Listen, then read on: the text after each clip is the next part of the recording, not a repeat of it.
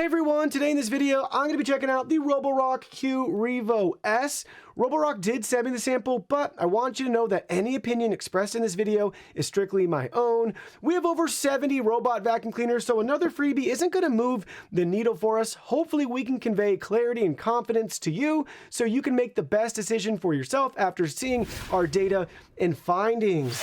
If you're interested in this vacuum, the link to it will be in the video description. Take a look at the retail box and packaging. We have our key tech specs right here, 7,000 pascals of suction power, auto mop lifting. We have their reactive tech obstacle avoidance, auto mop washing, auto mop drying, and auto dust emptying. This will work with Amazon and Google. We have those same specs here on the side, as well as them on the back as well too, expanded and even more detail for you. Now let's go ahead, let's open it up and see what's inside. Here are all the contents. We have a lot of goodies here. First up, we have our product literature, user guide and manual, quick start guide, safety info, product diagram. Next, you'll find we have our power cord and cable here. Got the 90-degree end on it for those that are interested to see that. We have an extra vacuum bag. We have the vacuum. We'll look at this in more detail in just a second. Next, we have our dock base, followed by the dock itself. Let's take a look at the vacuum in the dock in more detail. Starting with the vacuum at the top, you'll notice two control buttons here, Roborock's logo and branding, LiDAR navigation module, pop-up cover revealing, QR code for app setup. We have Wi-Fi indicator light, reset switch there if you got like a tiny paper clip or pin. We have our removable dustbin with care instructions, replaceable filter right there, easy access to the inside. This little chute here, that's for the self-empty feature, so we can empty out all the contents in the dustbin. There's a look at it with the dustbin removed. Now looking at the side from the front, we have our reactive tech obstacle avoidance and sensor suite. We have our navigational bumper. Here's a look at the chute for the self-empty.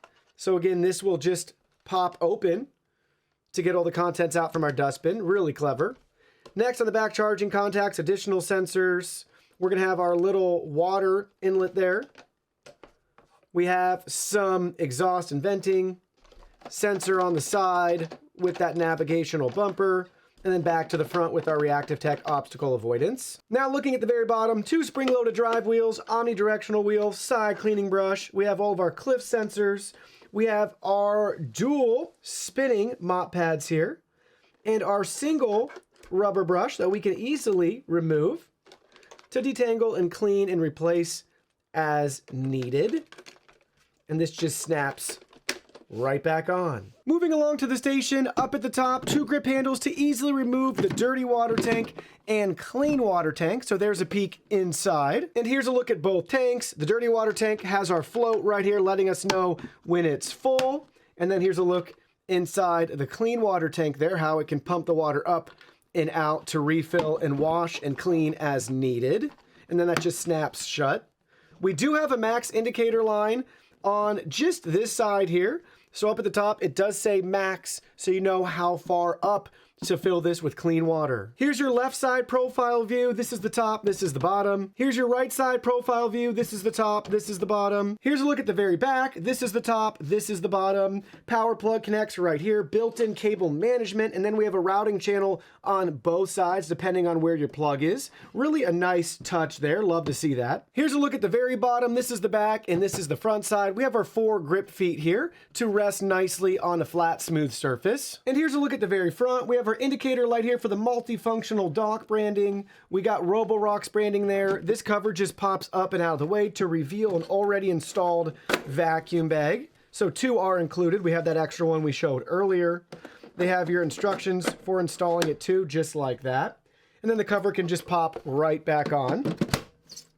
Down here at the bottom, we have all of our self-emptying, charging, washing, cleaning, drying, all of that good stuff right here with a sticker that we can peel off, keeping our removable tray that's very easy to wash and clean right out of the base. So that protects it during shipment. So make sure you get that sticker off.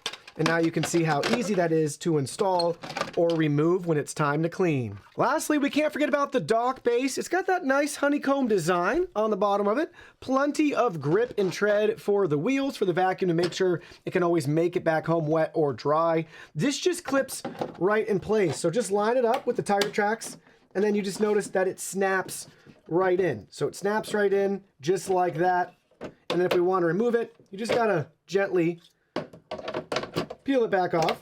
But it just snaps and clips right in, just like that. Now everything's ready to go.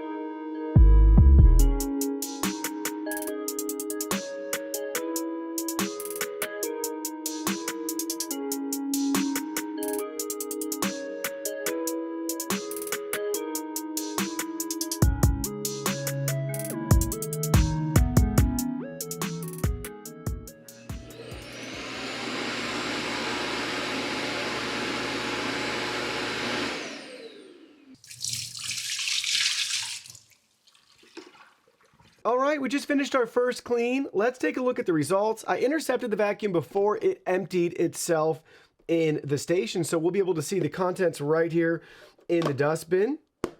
Take a look at that. You can see a wad of pet hair and crumbs already starting to accumulate in the dustbin. Now I'm going to empty the contents out so we can look at them in a little bit more detail here. Starting with the filter. Take a look at that. Already starting to gather a lot of really fine dirt and dust. That's what you want to see trapped in the filter versus being exhausted back out through your house. And then here's a look at everything we vacuumed up. Large wad of pet hair and human hair. A lot of leaves, crumbs, grass clippings, some Cheerios. Just the stuff you'd expect to find around your house. Continuing to investigate the vacuum, we'll look underneath now. Our side cleaning brush here has 0 hair tangles on it. That's great to see, but keep an eye on that every once in a while. You'll probably find some hair accumulating there, especially if you let it go for multiple cleans before looking and flipping the unit over. Main brush roller looks fantastic as well too. I'm only seeing a couple of hairs tangling on the inside, which is what you'd expect with this style of roller. So keep an eye on that and remove and detangle as needed. There's a look with it removed. And then the mop pads look fantastic. They look brand new still. Super clean, super dry. Show you both of those. But those look awesome. And lastly, we have the removable tray from inside the station right here. Very easy to clean as needed. I wouldn't do anything personally myself yet. There's a little bit of residue starting to settle on it. But again, pop this out, go ahead and rinse it off under the sink, let it dry if you want, and then put it right back in the station. And if you want to overachieve, you even have another removable tray on the inside there that you can wash and wipe down.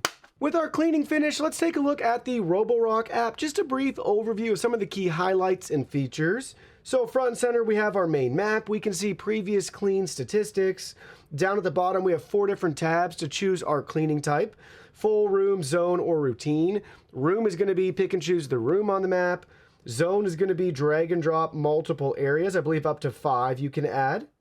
Yep, so you can add 5 zones at one time here.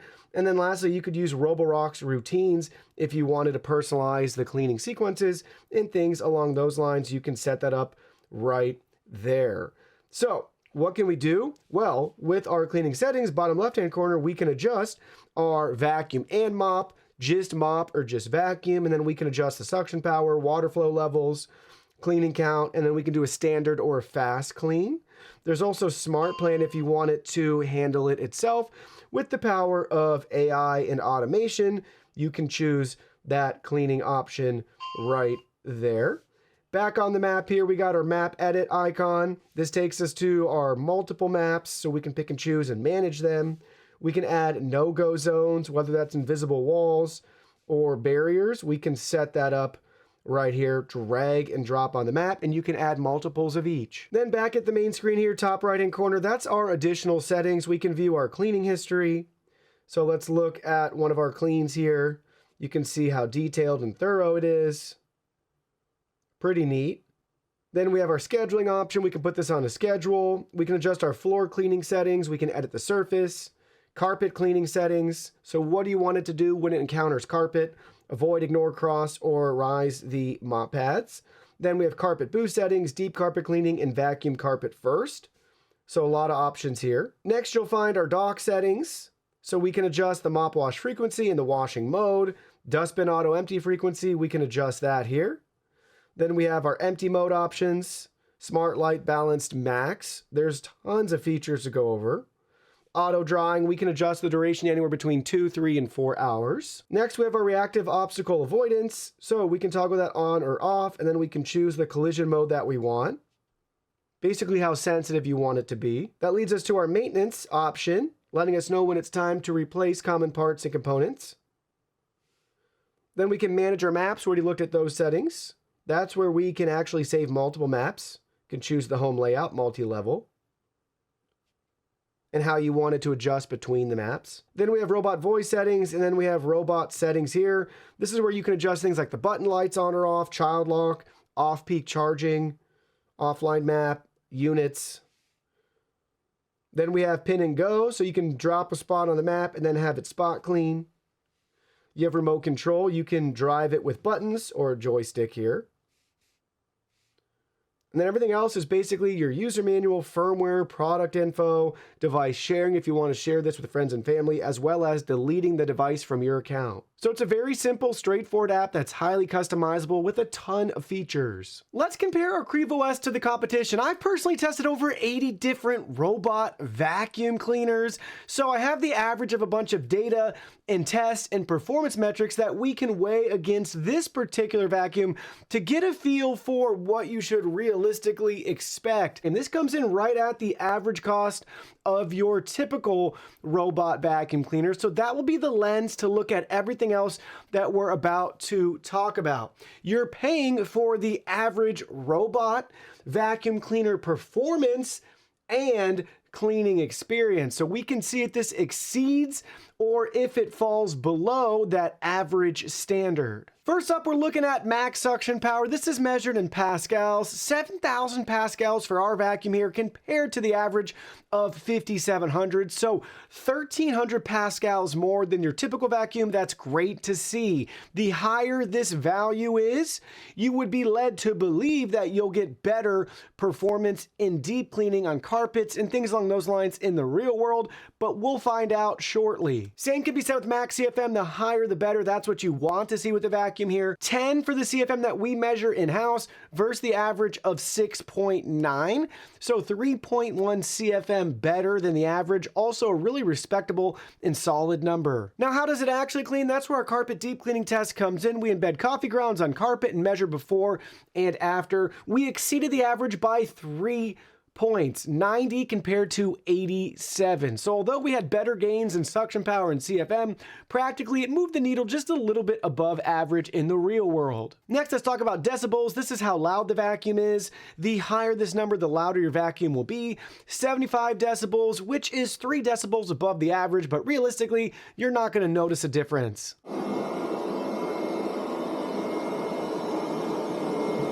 Now, an area where you will notice a difference is battery life. So this is the runtime in minutes, 180 minutes compared to the average of 167. So you're getting an extra 13 minutes of runtime compared to the competition. And the reason we get that extended runtime is due to the larger battery capacity, 5,200 compared to your average of 4,000. So we have an extra 1,200 milliamp hours of battery capacity. So even though we're at that average cost, we're getting above average internal features, whether it be suction power or larger capacity batteries. Next, this vacuum also is equipped with self-empty, which is awesome. That's what we want to see. 67% of the vacuums that we have tested have self-empty. So basically in this case, with that percentage, we need to be seeing it on this vacuum as well, and that holds true here. Next is dustbin capacity. This is measured in milliliters. That's the internal dustbin on this vacuum. We have a 330 milliliter dustbin capacity. That's a little bit shy of the average of 415, but I want you to know that that average skews higher for vacuums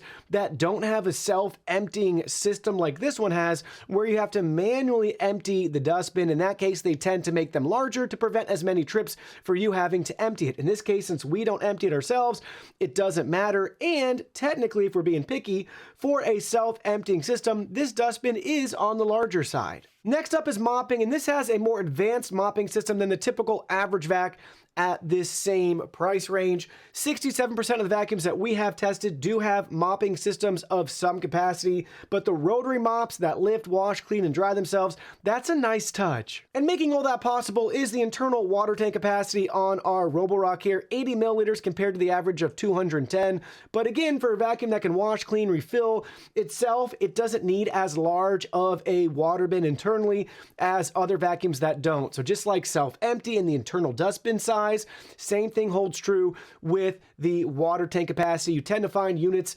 having a lower capacity like this one when they can handle their business at the station. While this unit does support mop pad washing, it doesn't use hot water, which is a bummer, but about what you'd expect for a vacuum in this range. And keeping in line with the average, we have a 10 millimeter mop pad lift on this vacuum, which is right at the average. Basically, you'd want to see a higher value here because that means you have that much more distance between the mop pad and your carpets and rugs. Next, we have Mop Extend. I thought for sure this vacuum would have Mop Extend, so I was disappointed to find out when I was using it that we do not have Mop Extend. I would like to see that on this vacuum. When you look at the data though, only 15% of vacuums that we've tested have this feature, and most in this price range are not going to have that. You'll have to jump up to other Qrevo models within Roborock's lineup to get that feature. Continuing that theme of talking about mop pads, next up is my favorite feature, mop pad removal. That is a feature not found on this vacuum. I was not expecting it to, and the data also backs that up. Only 3% of models have this feature. Dreamy has the coolest option where it can actually leave the mop pads at the base, go out, vacuum, cover all the carpets and rugs, and then come back and put the mop pads on automatically and then just mop your floors. iRobot offers something similar, but theirs, instead of leaving it behind, it just actually lifts it up and out of the way and places it on top of the vacuum, which is also pretty cool. And for those of you familiar with Roborock products, next up is the Duo Roller Brush. This vacuum only has a single roller. On average, about 26% of the vacuums that we've tested have a dual brush roller design. Typically, you only find that on Roborock vacuums and iRobot vacuums. I was hoping that would be found on this particular vacuum, but it didn't make the cut. Next, let's talk about main brush lifting. I'm being very, very picky here. This is a flagship feature. If you're lucky on the top of the line model on whatever brand you're considering, you may find this feature. It's not available on this one, nor necessarily should it be. If you look at our data, only 1% of models out there have it. But for any mopping robot, I'm looking forward to this feature trickling down more. So when you have really messy floors and spills and stains, the main brush roller isn't going to be dragged through that stain. It's lifted up and out of the way, so just the mops can make contact. And same thing with side brush lifting. Once you use these flagship models, it spoils you, and you want to see these features on every model. Same thing for really messy floors and spills. Some units out there can lift the side brush up and out of the way to avoid making contact. And speaking of side brush, let's talk about side brush reach. Flagship models, again, typically the top of the line models have the ability to have their side brush extend, kind of like their mop pads can extend out, and they can help you clean into corners. It's a really cool and clever feature that I'd like to see on this vacuum in the future. Same thing with LED lights. This is typically found on your higher end models. It helps with navigation in the dark. Some of you will rejoice for this next feature that's missing. That's live video monitoring. I know there's warranted privacy concerns, but I'd argue they're there for any internet connected device in your house, whether it has a camera or not. But in this case, we do not have live video monitoring. We're seeing that in more and more vacuums though, as that camera and sensor suite trickles down. 14% of the vacuums we've tested so far do have live video monitoring. I personally really like that feature. This is my own opinion and take here, right? I really like having the live video monitoring to use it as a security device or as a pet cam, nanny cam, you get the idea. But if you're out of the house and you want to check in on something, it's great to be able to drive the robot around and see everything live in real time and have two-way audio and all of that good stuff. But I understand a lot of you out there are happy that it's absent and missing from this one. I get it. So where's that leave us in regards to the Roborock Qrevo S? Let me share with you some final thoughts. First, here's what I really like about this vacuum. Solid vacuuming and mopping performance, having the mop wash, rinse, dry, refill, and self-emptying station really continues to push you further along in that truly automated and hands-free cleaning experience. Also, I'd say it's fairly aggressively priced for the feature set that we get. From everything we looked at, we're getting either at, near, or above average performance at that average price with some additional features that we already mentioned. Also, the mobile app's really solid, customizable, and I really like things that Roborock offers: off-peak charging, cleaning in the floor direction. So a very capable mobile app to work with your robot vac. Now, what do I want to see improved or changed with this vacuum in the future? The first one's going to be continuing to add more flagship features that are found on higher end Roborock models. That's going to always be the case. And again, you're not paying for those features, so there's a little give and take there. You can get those features, but you're going to pay more and get a different model. Anyways, I'd like to see those features continue to trickle down. There is one feature though, hot water mop pad washing. This should totally have that, and I hope to see that in future versions of this in the future. That should be a gimme on this particular model. And then lastly, I think the most important thing is the subpar obstacle avoidance. It really doesn't do that well. I always have high expectations for their reactive tech obstacle avoidance, and it always seems to under deliver. Larger things like table legs, chair legs, things like that, it's not going to have any issue, or it's just going to be able to very gently bump into it and move around. But smaller things, cords, toys, pet waste, you name it, it's going to struggle with those. So I always have high expectations for the obstacle avoidance on the Qrevo series, but in this case, it's right in the pack with their other models at this range. So until they add additional sensors and make this unit smarter, it is what it is.